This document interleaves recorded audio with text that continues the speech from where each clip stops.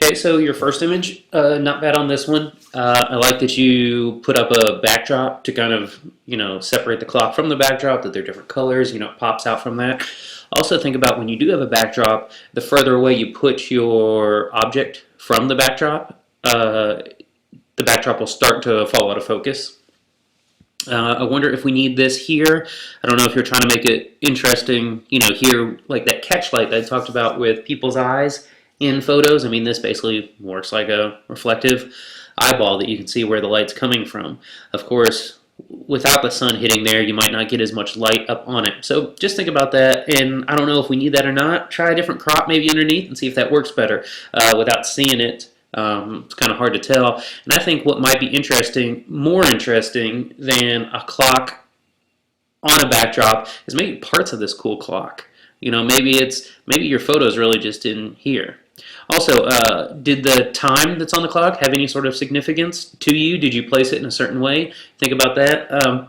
And the only reason why I asked that, Kristen and I have a clock wall, and we have about a dozen clocks, and each one is set to a specific date. So like this would have been 6/4, and like for us, we have our anniversaries and birthdays and families' birthdays and stuff like that. So, think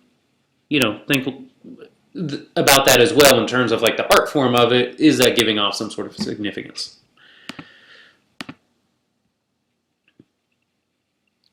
Okay, with this one, I almost think the most interesting thing is almost this reflection back here, more than kind of what's going on here. Good depth of field. I don't know about this color also. I almost want to look more at that than what it seems like you're trying to show us. That's about all I have to say with that one. I mean, it's a interesting crop that you didn't just try to get the whole beaker there.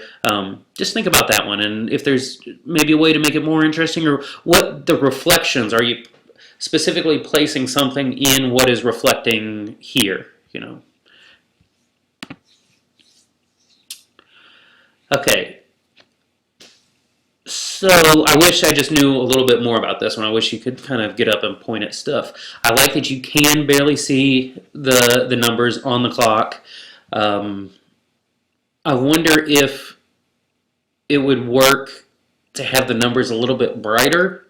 And of course you could do that maybe with a little reflector, just a little flashlight, a flash or something. Or of course you can go into Photoshop, and I think you've taken the digital arts class, so let's see, the burn tool will, if you do burn and highlights, and because those are kind of more of a highlight versus the shadow, it'll bring those numbers out if you wanted to. I don't know if we need them. Good shallow depth of field that we don't really care about the dresser or the bed that's going on in the background. My only thing, I think I wish I could maybe see this a little bit more. And this one, because it is almost so close to black and white, I wonder if it would just work in black and white. All right, good food shot. Solid backgrounds. We're not looking anywhere other than what's sharp right here.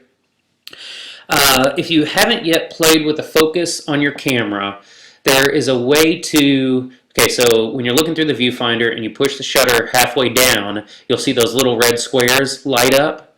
And I don't know if your camera, if all of them are kind of lighting up, or sometimes it's the ones on the right, sometimes it's the ones on the left, sometimes it's the one in the center. You can force your camera to only be one of those squares. So like for me, I always have the center one lit up.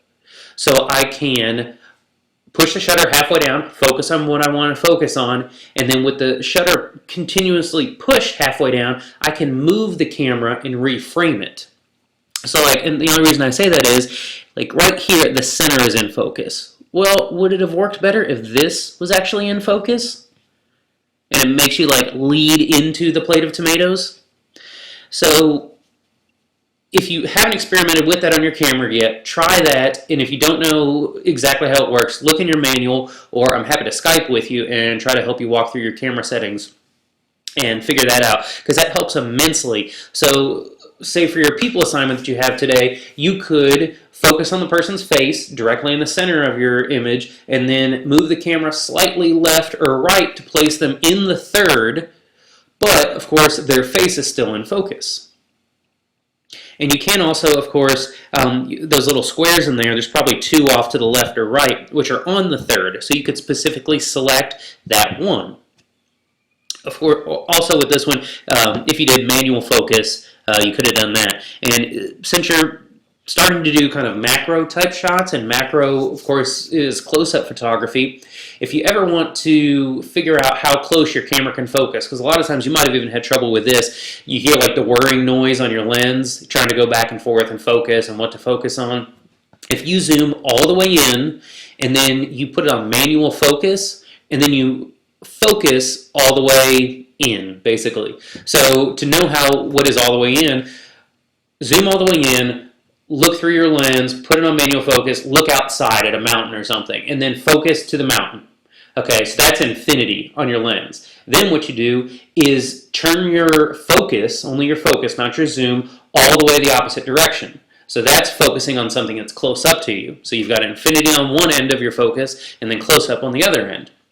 So now, don't change your zoom or focus at all. So now, just use the human zoom. Use your body to get closer or further away from something. And that's how you know exactly where your closest up focus is, versus trying to let your lens focus on something that it doesn't want to focus on. And I hope that makes sense, and let me know if you have any questions about that. So basically, zoom in all the way on your lens, put it on manual focus, try to focus on the mountains outside, which is infinity. Once you have that, the opposite direction turning it, so if it's clockwise or counterclockwise, so mountains are one direction, turn the complete opposite direction, don't touch your lens anymore, and then just use your body to basically zoom in or zoom out, get closer or further away from something. So play with that as well on this one.